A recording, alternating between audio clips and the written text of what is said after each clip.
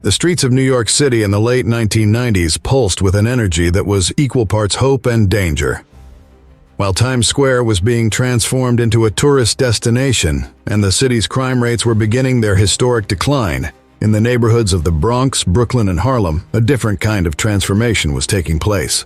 This transformation involved one of the most powerful street organizations the city had ever seen, and at its center stood a man who would become one of the most controversial figures in gang history.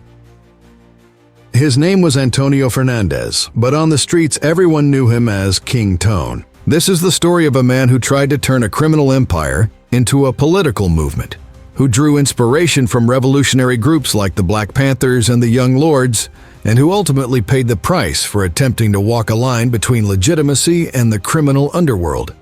It's a story that begins not in New York, but in the humid streets of 1950s Chicago, where Puerto Rican immigrants were trying to survive in a hostile new world. It's a story that would span decades, involve murders, federal investigations, and a man in solitary confinement writing letters that would change the course of New York gang history forever.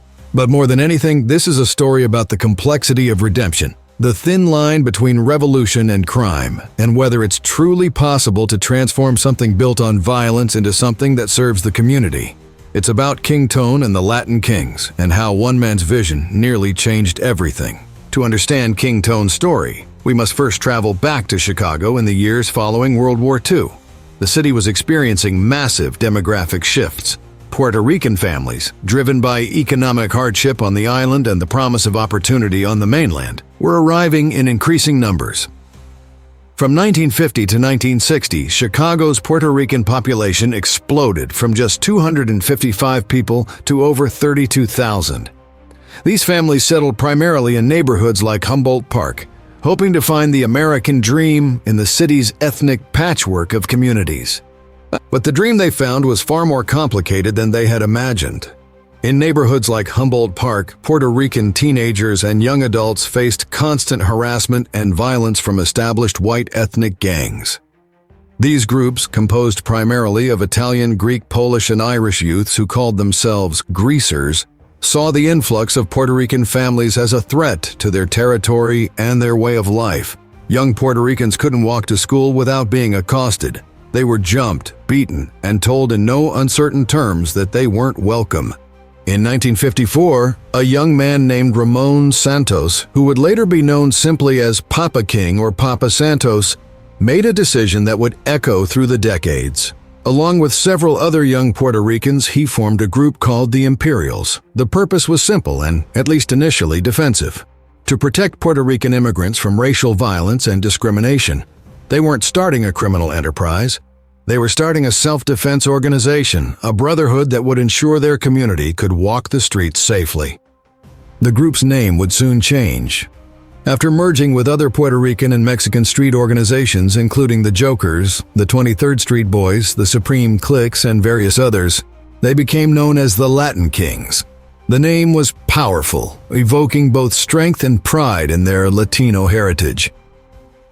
By the mid-1960s, under the leadership of figures like King Papo, the Latin Kings had become a significant presence not just in Humboldt Park, but throughout Chicago. These early years of the Latin Kings were marked by a duality that would characterize the organization for decades to come. On one hand, they genuinely protected their community and fought against discrimination. On the other hand, as the organization grew and subsequent generations took control, criminal activity became increasingly central to their operations. By the 1970s and 1980s, the Latin Kings were deeply involved in drug trafficking, violent crime, and the prison system. The protective organization founded by Ramon Santos had morphed into something far more complex and dangerous. The Latin Kings developed elaborate rituals, a hierarchical structure with crowns and incas leading different chapters, and a set of rules and regulations that governed member behavior. They created a manifesto that outlined what it meant to be a Latin King. They had prayers, hand signs, colors of black and gold, and a complex system of tribal affiliations. What had started as a neighborhood protection group had become one of the largest and most organized Latino gangs in the United States. By the 1980s, the Latin Kings controlled significant territory throughout Chicago and had begun to spread to other cities. They had thousands of members both on the streets and in the prison system. And it was in this context in the mid-1980s that a Cuban immigrant named Luis Felipe would take the Latin Kings in a direction that would forever alter their trajectory and create the backdrop for King Tone's eventual rise. Luis Felipe's journey to becoming one of the most feared gang leaders in New York history began far from the city's streets. Born in Havana, Cuba on May 11, 1961, Felipe arrived in the United States in 1980 as part of the Mariel boat lift when Fidel Castro temporarily allowed Cubans to leave the country. Among the 125,000 refugees who made that journey, Felipe found himself in a new world, one where he would quickly descend into violence and criminality. Felipe initially settled in Chicago, where he became involved with the Latin Kings, but his time there would be cut short by legal troubles stemming from his criminal activities. In the early 1980s, facing the possibility of serious prison time in Illinois, Felipe made a decision that would change the course of gang history in New York. He fled Chicago and headed east to New York City. His escape from Chicago didn't last long. Soon after arriving in New York, Felipe was arrested for a crime that revealed the depths of his capacity for violence. He had murdered his girlfriend. In 1986, Felipe was convicted and sentenced to prison, where he would be sent to the Collins Correctional Facility in upstate New York. For most people, being imprisoned for murder would mark the beginning of the end. For Luis Felipe, it was only the beginning. While behind bars at Collins, Felipe took the teachings and structure of the Chicago Latin Kings and decided to create something new. He founded the New York State chapter of the Latin Kings, calling it the Bloodline, to distinguish it from the Chicago faction, which became known as King Motherland Chicago, or KMC. Felipe designated himself as the Inca and Supreme Crown of New York State. But more importantly, he created a manifesto specifically for the New York Bloodline, taking elements from the Connecticut Latin Kings Constitution and adding his own writings, prayers, and organizational structure. Felipe crafted a document that would guide the New York Latin Kings for years to come. His manifesto emphasized Latino pride, cultural identity, and brotherhood. It spoke of protecting the Latino community and standing against oppression. It sounded noble, even revolutionary. But beneath this veneer of cultural nationalism and community protection, Felipe was building a criminal empire from his prison cell, and he would run this empire with an iron fist and extraordinary brutality. From 1986 to 1994, the Latin Kings under Felipe's leadership in New York grew rapidly. What had started as a primarily prison-based organization began to spread to the streets. Young Latino men in New York, many of them feeling marginalized and searching for identity and belonging, were drawn to the Latin Kings' message of pride and brotherhood. By the mid-1990s, the New York Latin Kings had grown to approximately 2,000 members, both incarcerated and free. But as the organization grew, so did internal tensions. In 1991, Felipe was briefly released from prison, only to be returned shortly after for parole violations related to receiving stolen goods. Despite being back behind bars, he continued to lead the Latin Kings, primarily through written correspondence with members on the outside. Then came 1994, a year that would prove pivotal. With the rapid expansion of the Latin Kings, an internal power struggle erupted. Different factions within the organization vied for control. Violence between Latin Kings members became increasingly common. Between June 1993 and February 1994, 7 Latin Kings were murdered in these internal conflicts. The violence reached its horrific peak with the murder of William Cartagena, known as Lil Man. Cartagena was taken to an abandoned Bronx apartment where he was strangled, decapitated, mutilated, and set on fire. The brutality of the killing shocked even hardened gang investigators. Federal authorities, including the FBI, NYPD homicide detectives, and Department of Corrections investigators, had been monitoring the situation. They had been collecting copies of letters that Felipe had been writing from prison. At first, the significance of these letters wasn't fully understood, but as they were analyzed, a chilling picture emerged. Felipe had been ordering murders from his prison cell, including the killing of Lil Man Cartagena. He had issued what was known in gang parlance as a TOS, a terminate on sight order. In 1995, Felipe and 39 other Latin kings and queens were indicted under the RICO Act, the Racketeer Influenced and Corrupt Organizations statute typically reserved for major organized crime figures. The charges included racketeering, murder, attempted murder, drug trafficking, and various other violent crimes. Felipe's trial in 1996 would reveal the extent of his brutality. Testimony from former Latin kings combined with over 60 letters written by Felipe showed that he had ordered at least 6 murders from his prison cell. 2 of these murders had been successfully carried out, while others had resulted in serious injuries to intended targets or to innocent bystanders. The targets were often fellow Latin kings who Felipe believed had betrayed the organization or showed disrespect. When Judge John S. Martin Jr. sentenced Luis Felipe on February 14, 1997, he made it clear that this was no ordinary sentencing. "I am someone who does not believe in the death penalty," the judge stated. "But if this was a case where if the death penalty were available, I would impose it." Instead of the death penalty, Judge Martin crafted a sentence that many would argue was even harsher. Felipe received life imprisonment plus 45 consecutive years. The sentence structure meant Felipe would spend his first 45 years in solitary confinement before transitioning to the life sentence. But that wasn't all. In a move that surprised even prosecutors, the judge added extraordinary conditions of confinement that would apply throughout Felipe's entire incarceration. First, Felipe would serve his sentence in solitary confinement, separated from all other prisoners with no contact whatsoever. This would not be temporary administrative segregation, but a permanent condition of his imprisonment.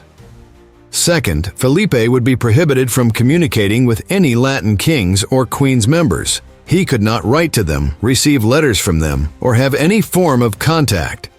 Third, and most remarkably, Felipe would be prohibited from corresponding with or being visited by anyone except his lawyer and close relatives. The judge was aware that Felipe had no close relatives, making this provision particularly isolating. Fourth, the judge retained personal control over Felipe's case rather than leaving it to the Federal Bureau of Prisons. Judge Martin himself would oversee any request for modification of these conditions. The judge explained that he wasn't imposing these restrictions out of cruelty, but out of necessity. Most of Felipe's murder targets had been fellow Latin Kings members. Even from prison, Felipe had proven capable of reaching out and ordering the deaths of people on the streets. The only way to ensure public safety was to ensure that Felipe could never communicate with his organization again. Felipe was sent to ADX Florence in Colorado, the federal supermax prison known informally as the Alcatraz of the Rockies. He would spend his days in a 7 by 12-foot cell with minimal human contact, unable to write letters to anyone, unable to receive visits from anyone, unable to communicate with the outside world. It was, in every meaningful sense, a living death. The appellate court would later uphold these extreme restrictions, stating that, at least at this time, there are no readily available alternative means of protecting people from appellant's wrath. For the ALKQN, as the Latin Kings called themselves, 1997 began with their founder and leader sentenced to what amounted to permanent solitary confinement. The organization was in crisis. Federal authorities had decimated the leadership. The internal violence had torn apart the unity that Felipe had tried to build. The future of the New York Latin Kings hung in the balance. It was into this power vacuum that Antonio Fernandez would step, bringing with him a vision that was radically different from anything the Latin Kings had seen before. Antonio Fernandez grew up in East New York, Brooklyn, one of the most economically depressed and violent neighborhoods in the city. His childhood was marked by poverty, instability, and early exposure to drugs and violence. By the time he was 9 years old, Fernandez had dropped out of school. By his early teens, he was dealing drugs and immersed in street life. And by 14, he had developed a serious crack cocaine addiction. Crack was ravaging urban communities in the 1980s and early 1990s, and Fernandez became one of its many victims. The drug destroyed relationships, ambitions, and lives. For Fernandez, it led to a life consumed by the need to feed his addiction. He hustled, dealt drugs, committed crimes, and spiraled deeper into the chaos that crack brings. The details of Fernandez's crimes during this period remain somewhat obscure, but the trajectory was clear. He was a young man destroying himself and hurting those around him. He appeared destined for prison, death, or a lifetime of addiction that would leave him a hollow shell of a person. Eventually, inevitably, Fernandez was arrested and sent to Rikers Island, New York City's massive jail complex. For many young men, Rikers represents rock bottom, a terrifying and violent place where survival is never guaranteed. But for Fernandez, Rikers would become something entirely different. It would become the place where he found structure, purpose, and a way out of his addiction. While incarcerated, Fernandez encountered the Latin Kings. More specifically, he encountered the writings and teachings of Luis Felipe, King Blood. Felipe's manifesto spoke of Latino pride, cultural identity, and brotherhood. It offered a sense of belonging to young men who had felt marginalized and lost. It provided structure and rules for men who had grown up in chaos. And for Fernandez, struggling with addiction and searching for meaning, it offered something he desperately needed: a reason to change. Fernandez became deeply involved with the Latin Kings while at Rikers. The organization's emphasis on discipline and brotherhood helped him beat his crack addiction, something that countless treatment programs had failed to do. He found in the gang what others might find in a religion or a 12-step program. The Latin Kings gave him an identity, a purpose, and a community. They helped him see himself not as a worthless addict, but as a warrior for his people. When Fernandez was released from Rikers, he remained committed to the Latin Kings. He rose through the ranks of the organization, demonstrating leadership abilities and a charisma that set him apart from other members. He became known on the streets as King Tone, and his reputation grew.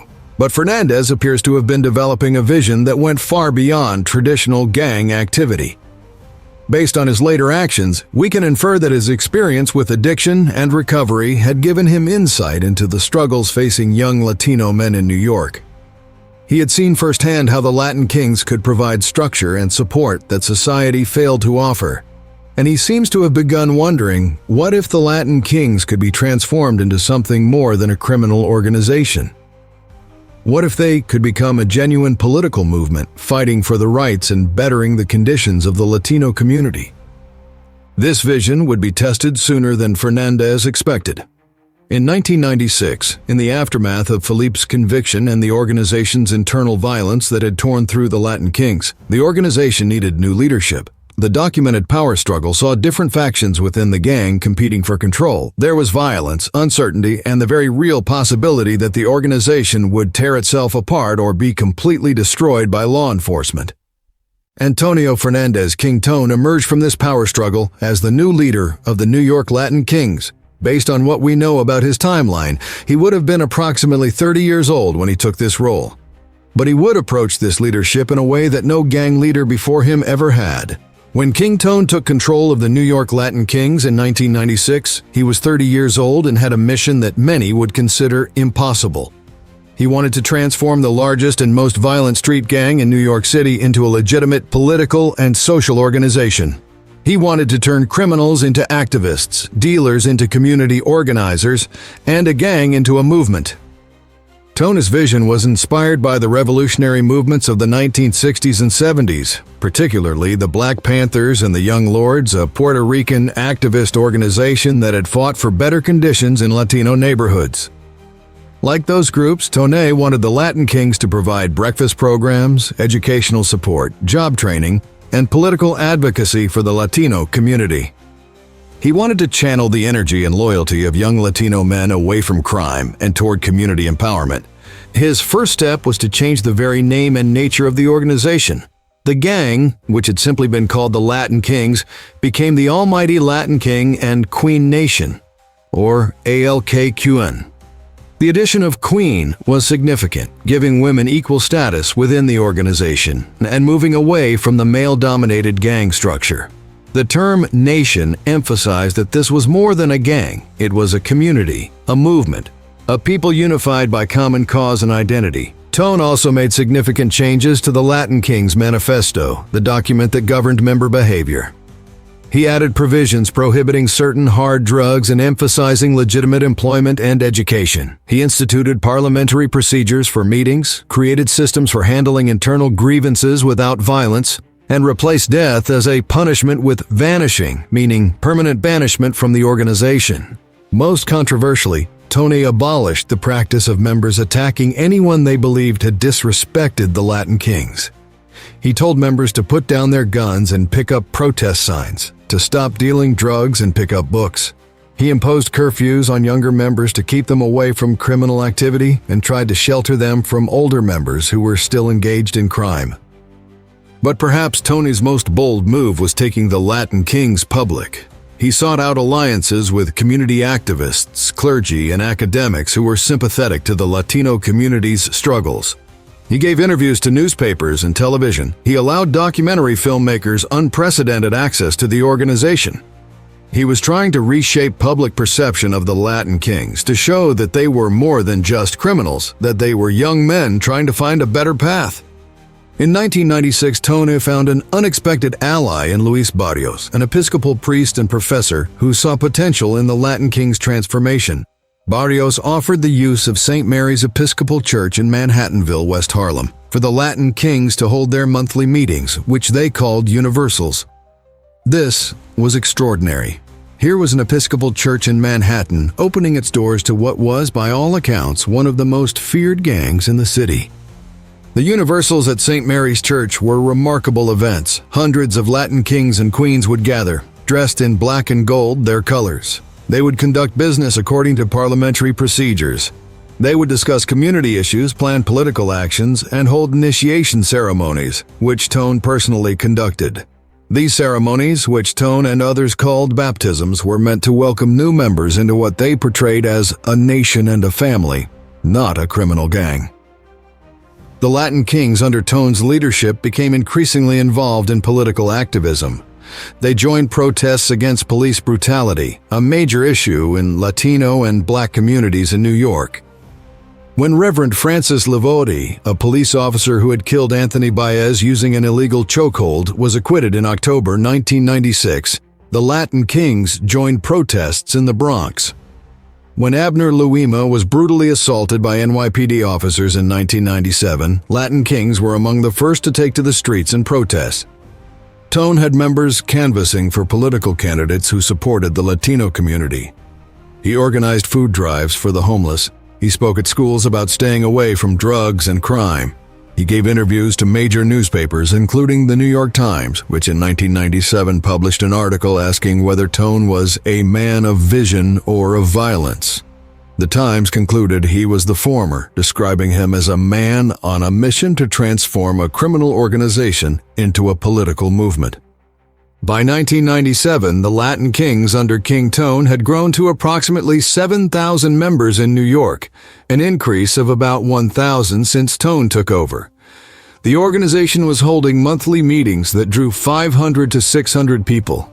They had attracted the attention and support of Puerto Rican nationalist activists, including Lolita Lebron, who had spent 25 years in federal prison for participating in an armed attack on the U.S. Capitol in 1954. Lebron enlisted the Latin Kings to protect her during demonstrations. Other activists praised the Latin Kings, with one stating, "These kids are hope for our liberation struggle." To many observers, it appeared that King Tone was actually succeeding. Here was a gang leader who was turning his organization away from crime and toward community service. He was providing structure and purpose to young men who society had written off. He was creating something that looked to sympathetic eyes like the beginning of a genuine social movement. But there was a darker reality beneath the surface, one that would ultimately destroy everything King Tone was trying to build. The problem with King Tone's vision was that it existed in fundamental contradiction with the realities of gang life and the expectations of law enforcement. While Tone was preaching nonviolence and community service, many Latin Kings members were still heavily involved in criminal activity, particularly drug dealing. And some evidence suggests that Tone himself, despite his public rhetoric, was still participating in the drug trade. This created an impossible situation. Tone was asking members to get legitimate jobs and leave crime behind, but many of these young men had criminal records that made legitimate employment nearly impossible to find. He was asking them to give up the income from drug dealing, but he wasn't providing viable economic alternatives, and he himself, according to later federal charges, was using his position as leader to facilitate large-scale narcotics transactions. The NYPD viewed King Tone's transformation of the Latin Kings with deep suspicion and hostility. To them, Tone was simply a gangster with a PR campaign, using the rhetoric of social activism to provide cover for continued criminal activity and to recruit new members into the gang. They saw the meetings at St. Mary's Church, the political activism, and the media appearances as manipulation, not genuine reformation. Law enforcement officials also noted that violence involving Latin Kings hadn't disappeared under Tone's leadership. Members were still getting into confrontations with rival gangs. There were still shootings, stabbings, and assaults. Whether Tone had direct knowledge of or participation in these incidents was unclear, but they were happening within his organization. Moreover, there was the fundamental question of what the Latin Kings really were. Tone insisted they were a nation, a political organization, a community. Law enforcement insisted they were a gang, a criminal enterprise. The truth was probably somewhere in between, but this ambiguity created legal and practical problems. When Latin Kings members committed crimes, were they acting as individuals who happened to be part of a social organization, or were they acting as part of a criminal conspiracy? In 1997, Tone's position became even more precarious. In addition to the ongoing scrutiny from the NYPD, he was arrested by the FBI on domestic abuse charges late in the year, though these charges would later be dropped. More significantly, a raid in the Lower East Side resulted in Tone and 31 other Latin Kings being arrested and charged with disorderly conduct. The authorities were building a case. They were watching, listening, documenting. They were preparing for what they would call Operation Crown, a massive coordinated effort to destroy the Latin Kings organization once and for all. And in 1998, the hammer fell. The arrests came in a coordinated sweep involving the FBI, NYPD, the Immigration and Naturalization Service, New York State Police, the Drug Enforcement Administration, and multiple district attorney offices. It was called Operation Crown, and it was designed to decapitate the Latin Kings leadership and dismantle the organization entirely. Over 100 Latin Kings members were arrested on charges ranging from drug trafficking to weapons possession to murder. The authorities alleged that despite all of Tone's talk about transformation and community service, the Latin Kings remained a violent criminal enterprise engaged in widespread narcotics distribution, assaults, and even killings. King Tone himself was charged with conspiracy to distribute heroin. The government alleged that he had used his position as the leader of the Latin Kings to facilitate large-scale drug deals, that he had profited from narcotics trafficking while publicly claiming to oppose such activity. For Tone's supporters, the arrests represented political persecution. They argued that law enforcement couldn't tolerate the idea of a street organization becoming politically active and advocating for the Latino community. They pointed out that the charges against Tone involved relatively small amounts of drugs, and that he was being targeted primarily because of his leadership position rather than his personal criminal activity. His lawyer, Ron Kuby, argued that Tone had consistently told Latin Kings to put down guns and pick up books, and that this activism had made him enemies within the NYPD. For law enforcement, Operation Crown represented justice finally being served. They argued that Tone had been using the rhetoric of social reform to build a criminal empire and to recruit young people into gang life. They pointed to continued violence involving Latin Kings members and to evidence of ongoing drug trafficking as proof that Tone's supposed transformation had been nothing but a public relations ploy. The reality, as is so often the case, was more complex than either side wanted to admit. The evidence presented in court suggested that Tone had indeed been involved in facilitating drug deals, which would mean he was living a contradiction between his public message and his private actions. Yet there's also evidence that he genuinely did want to transform the Latin Kings into something positive, that he sincerely believed in the potential for young Latino men to become community activists rather than criminals. These two realities, seemingly incompatible, appear to have coexisted. Perhaps the most damning evidence against Tone's vision came from within his own organization. While he preached one message publicly, the reality of street-level Latin Kings activity often contradicted that message. The organization's transformation was incomplete at best, superficial at worst. In 1998, facing the overwhelming evidence against him and the prospect of a long trial, King Tone made a decision that shocked many of his supporters.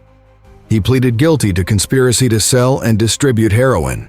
And in a move that many Latin Kings members saw as the ultimate betrayal, he denounced the Latin Kings in a federal courtroom in Brooklyn. The man who had tried to transform the Latin Kings into a political movement who had sought to channel gang energy into community activism was now standing before a judge and essentially admitting that it had all been a failure. In 1999, Judge Martin sentenced Tone to 12 to 15 years in federal prison. He began serving his sentence at Leavenworth Federal Penitentiary in Kansas, where, like his predecessor, Luis Felipe, he was initially placed in solitary confinement. He would eventually be transferred to general population at another facility.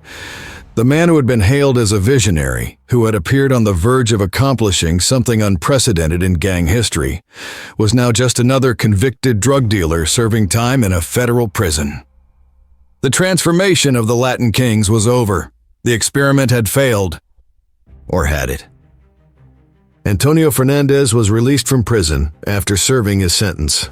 Unlike Luis Felipe, who remains in permanent solitary confinement at ADX Florence with no hope of ever communicating with the outside world, Tone was eventually able to return to society. Upon his release, Tone did not return to gang life. Instead, he pursued the vision that had driven him in the 1990s, but this time through legitimate channels.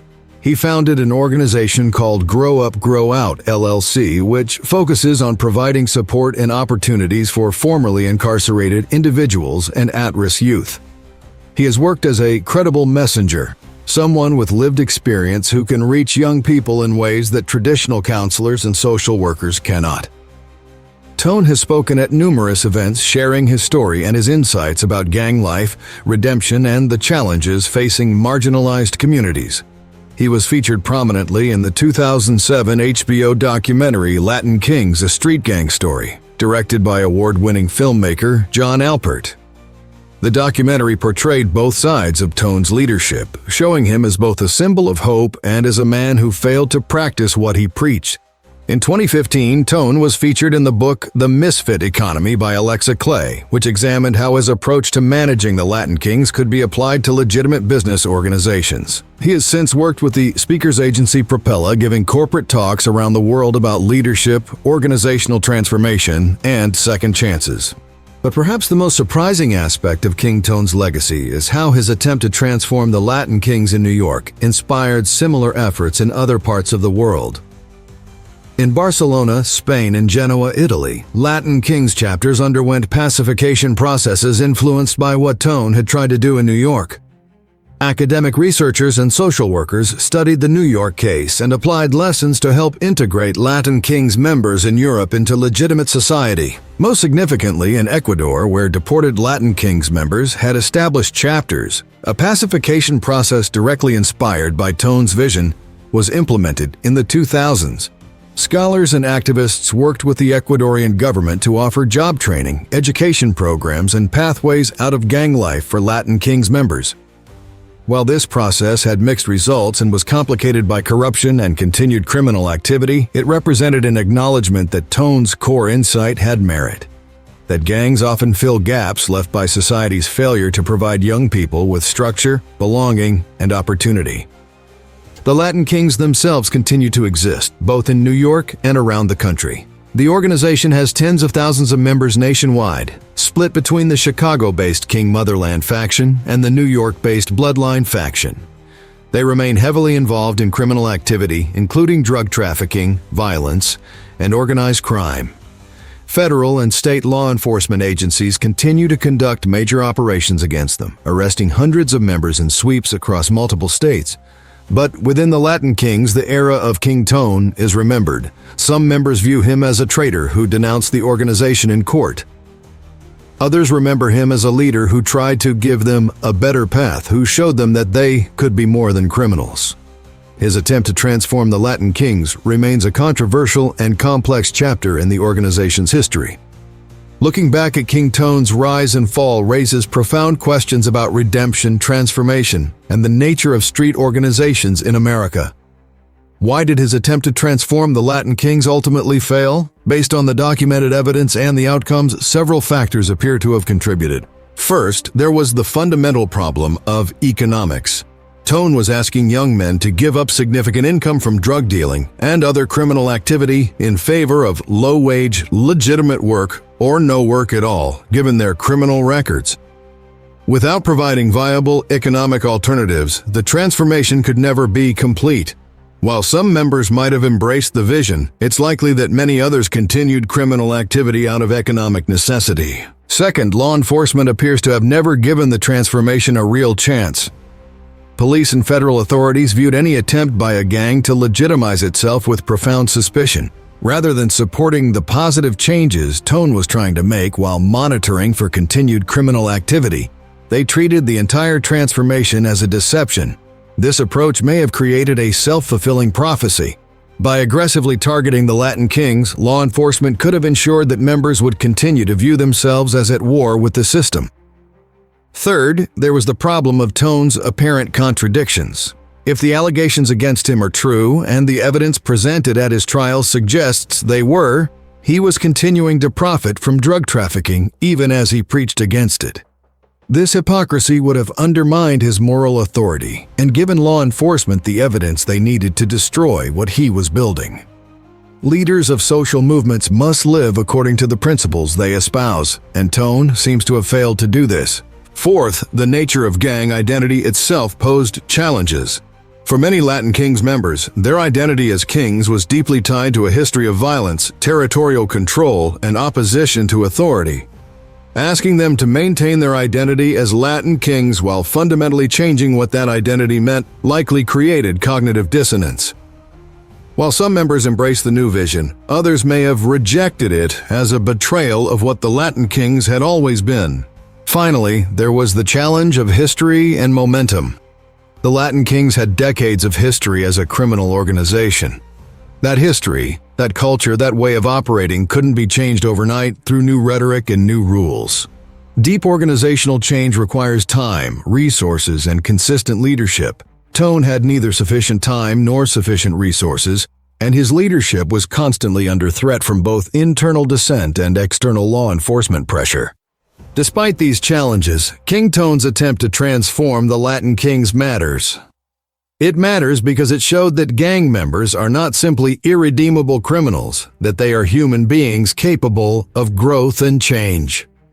It matters because it demonstrated that gangs provide things, structure, belonging, purpose, that society often fails to provide to marginalized young people. And it matters because it raised questions that American society still struggles to answer. How do we provide pathways out of gang life?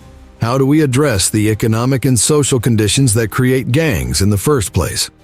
How do we balance accountability for past crimes with support for genuine attempts at transformation? The story of King Tone and the Latin Kings is ultimately a tragedy, not because of any single event, but because of what might have been.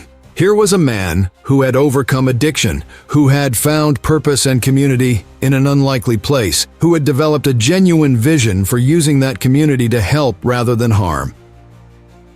Here were thousands of young Latino men who were, for a brief moment, offered something different from the usual paths of prison, death, or a lifetime of crime, and yet it all came crashing down.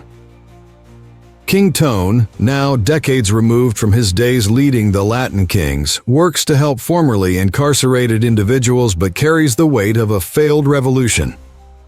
Luis Felipe remains in solitary confinement at ADX Florence, where he has been for nearly 3 decades, unable to write letters, unable to receive visitors, unable to have any meaningful human contact.